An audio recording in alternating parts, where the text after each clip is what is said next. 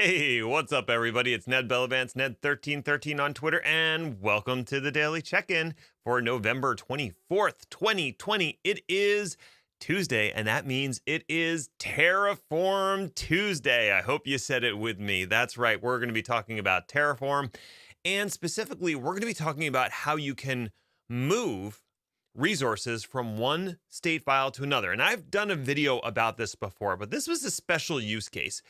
This was actually a viewer question, which I really appreciate. I love when you reach out with these kinds of questions, and they wanted to know how to remove something that's in remote state. So you've made that jump. You're using remote state. How do you move it from one remote state to another? That's a big problem. So I have the solution. I will show it to you shortly, but rest assured, it's not that complicated, and I will walk you through the process. Okay, so just a quick reminder. I do have a Patreon set up. The link is down in the description. If you enjoy these kind of videos, I had to spend, I'm going to say probably like 2.5 hours working on this demo today to put it together, which was 2.5 hours I couldn't dedicate to anything else that makes money. So if you would like to support these kinds of efforts, I would really appreciate it. A simple, small Patreon, I think $2 a month is my lowest tier. If you do that, that goes a huge way towards enabling me to do more of these in-depth tutorials and question answers and that kind of stuff. So very much appreciated. If you don't have the funds, I totally understand. Don't worry about it. But $2 a month, and I do about 20 videos a month. That's like 10 cents a video. That is not bad. That's a good deal. I mean, free's a better deal maybe, but it's not a bad deal. So let's check in. How you doing? It's Tuesday, Terraform Tuesday, often Taco Tuesday. Today is not Taco Tuesday because I've decided empanadas are what I feel like having today. So I bought these like pack of frozen empanadas at BJ's, and they're so convenient, but I'm going to make homemade guacamole to dress them up a little bit. So store-bought empanadas, I know, it's store-bought. It is what it is, but I'm dressing them up a little bit with guacamole. Hopefully you're having a delicious dish today. Let's get down to the topic. All right, so I'm going to go ahead and share out my screen here. There we go. And here's the setup. Just to quickly go over what the viewer was asking me about, they basically have AWS resources in 2 regions, and they're using a single remote state S3 bucket that's in one of those regions. And what they really want to do is split the remote state so that the remote state for the infrastructure in region 1 stays, and the infrastructure for region 2 goes into a new state file or state data bucket in region 2. So making it sort of more consistent. So they basically want to split off everything that's in region 2 and put it in its own S3 bucket that's in the same region as region 2. Okay, so that's what they want to do. So what do we have to do to set that up? Well, first, we're going to need to create infrastructure that we're going to move and remote state stuff to do that. So what I've done is if you're following along, just a quick reminder, there's a link down in the description to my GitHub. And Terraform Tuesdays is one of the repository. I have the files there, so you can follow along if you want. We're going to go into today's folder, 2020 11/24, and I've got 3 folders here, and we're going to start in the remote state setup. And this is simply to set up the remote state. I'm using a module here that I found on the registry, the Terraform registry. And the module is all about setting up remote state. So we're going to use that. It's going to create the S3 buckets for us. It's going to create the DynamoDB table. It's actually going to create a replica of that S3 bucket, that's kind of nice that it does all that. And then down here, it's going to grant me, my username, access to that S3 bucket. So I've hard coded that up in the variables, not hard coded, but I set the default to my username. You're going to want to change that to whatever your username is. The rest of the stuff you should be able to leave as is. For region 1, I'm using US East 1. For region 2, I'm using US West 1. So those are the 2 regions where I'm putting these S3 buckets. All right, I have a commands.sh file that has all of the commands in there. So let's go ahead and go into the remote state setup. There we go. We're in, and we're going to run through Terraform in it. I'll go ahead and run that now. I'll do the standard initialization things, downloading all the modules and that kind of jazz. And what we'll do is we'll run a Terraform plan using the default workspace, and we'll create the buckets for the US East 1 region. So in order to do that, we are going to run Terraform plan out state.tf plan. We'll go ahead and run that. There we go. That's going to go out and create the, or at least plan out the creation of the S3 bucket and all the other resources. Okay, so that's ready to go. We'll go ahead and run that apply, and it'll go and create those resources. Now, a weird thing about this module is because it creates the replica, somehow the AWS API gets like ahead of itself. And so it consistently seems to throw an error about applying a policy to the replica bucket. The easiest way to fix that is to just rerun the apply. You don't have to do that, but if you do run into this, it basically says, I couldn't attach the policy to the replica bucket. My bad. Feel free to run the apply again, and that error will go away. But it doesn't really matter because we're not going to use the replica bucket. So we're going to go ahead and skip over that. Actually, I guess I do need to run it a second time. So let's go ahead and run it a second time. Hey, this is what happens when you do this in one take, right? We'll do we're just going to do apply with auto approve so we can skip that. Auto approve. There we go. And the reason I want to do that is because I need the outputs from this to go into the state file configuration for the east config. I'm calling it the east side. So this will go through and it'll spit out 3 outputs, which is going to be the KMS key ID, the S3 bucket name, and the DynamoDB table name. And we're going to take those and put them in a configuration file in the east config folder. So I'm going to expand that, and I've got this backend.tfvars.example file. I'm going to go ahead and rename that to backend.tfvars, and this is where we're going to save our backend information for the remote state. So I'll copy the DynamoDB table name. I'll paste it up here. We're going to grab that KMS key because it does create a KMS key for you so you can have your state encrypted when it gets written to S3, which that's kind of cool. That's a nice little extra feature it throws in there for you. And for region name, we're using US East 1 for the first remote state. So we're going to save all of those. So we've created our remote state that we're going to use for all of the infrastructure that we're deploying, and that remote state is an S3 bucket in US East 1. If we jump over to a browser, I should have this open in a browser somewhere. There we go. Okay, jump over to the browser. We can see, go ahead and refresh my buckets, and I've got this taco bucket down here. So it created the taco bucket for me. That's all good to go. Awesome.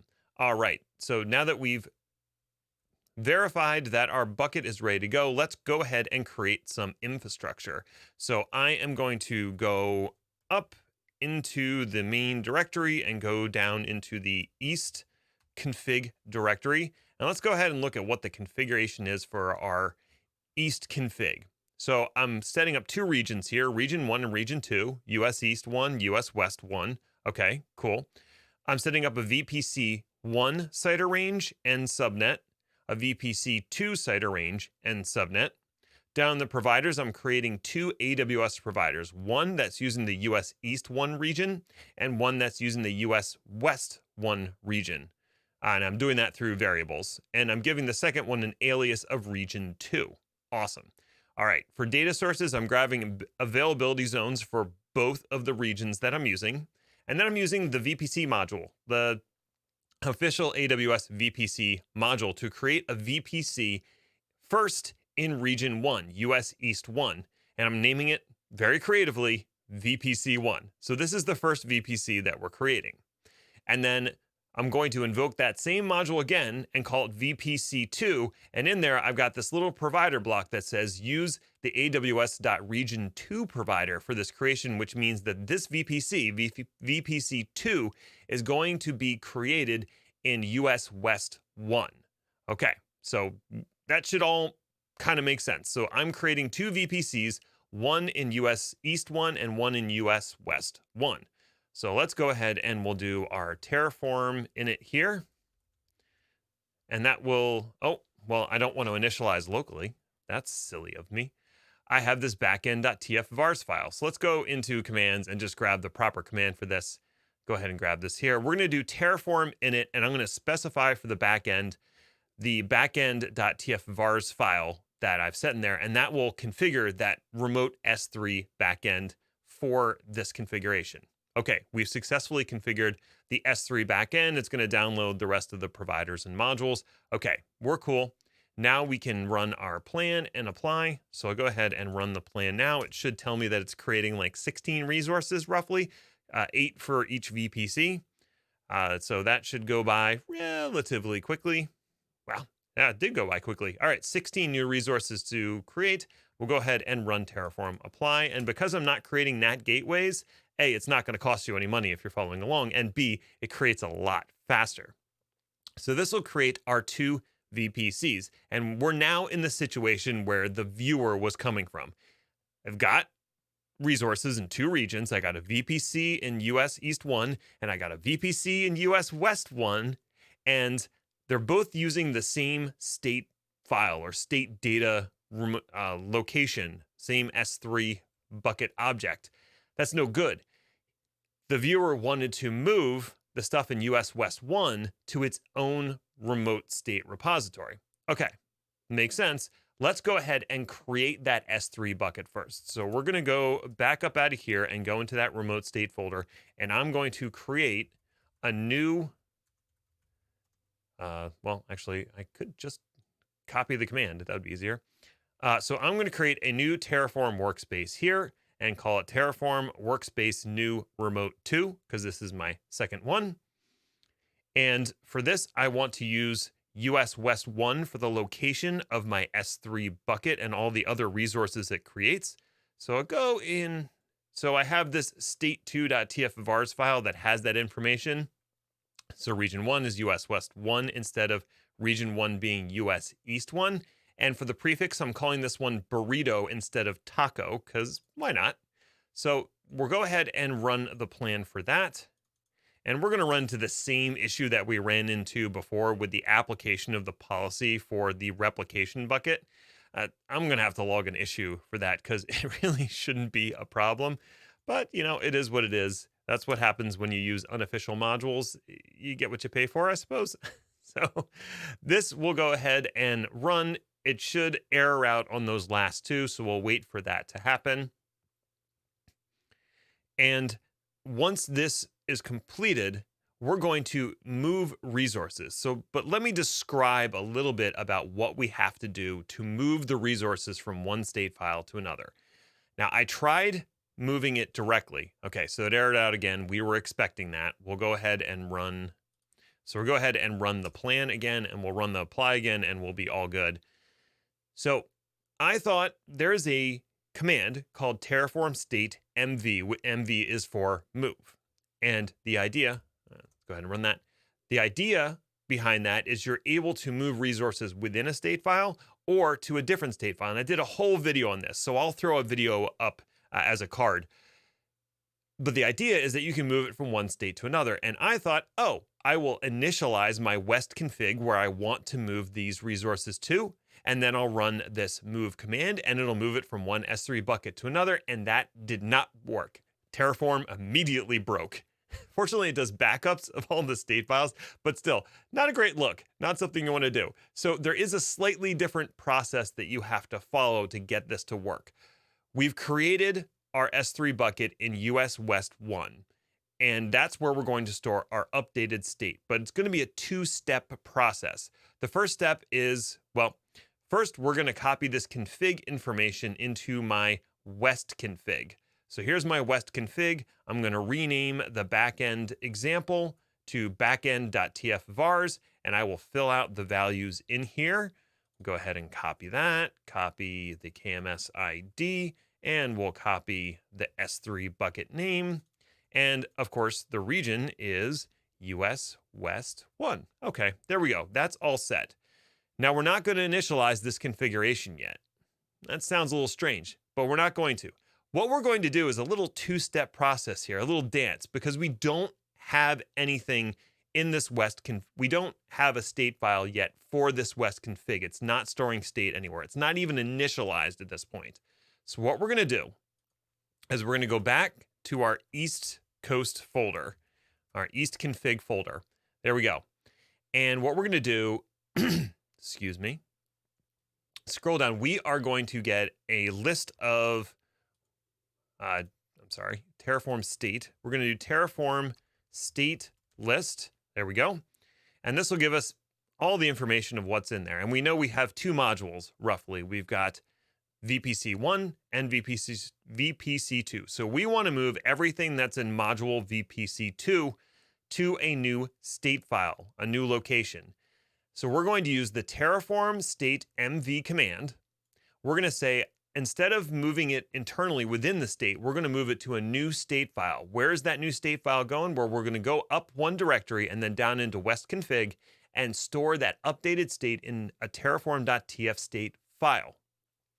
And what we want to move, this is the source, is module.vpc2, and we want to move it to the address module.vpc2 in the destination. So let's go ahead and do that first. And it's going to pull this information from the East config S3 bucket and then send that information over to the file that we've designated in the state out.argument. So if we look at our west-config, there's now a terraform.tf state file there, and it has our VPC resources in it. Okay, awesome. We've moved it to a state file. That means it's not in remote state yet. It's just in our local state file. Okay, so how do we move it up to remote state? Well, before we do that, just let's take a quick look at the main.tf for the west config. What's in here? We've got the backend set up here that we're using S3, and the key that we're using is west config. Otherwise, I have copy and pasted the entire configuration from the East config, with the exception of when we get down to resources, I've deleted the VPC1 module from the resources. So we're only creating the VPC2. So it's basically a carbon copy. And if you were doing something similar, you would probably be a little more prescriptive around what variables and what data sources you copy over. But for me, this was the easiest way to do it. So it's the same exact config we were working with before. The only difference being I deleted the module for VPC1. So that is what's in the config.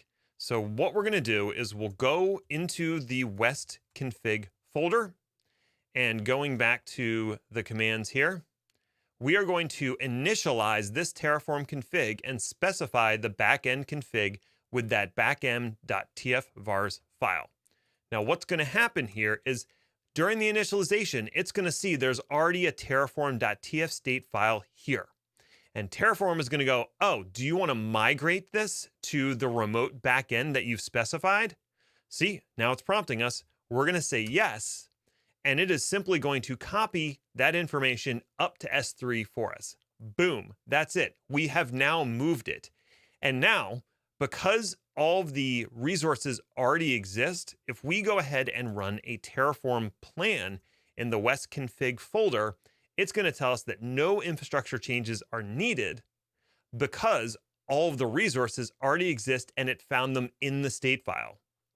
So that's basically all you have to do. See, it says plan, nothing to add, nothing to change, nothing to destroy. We are golden. We are good to go. We have successfully moved our VPC from, well, we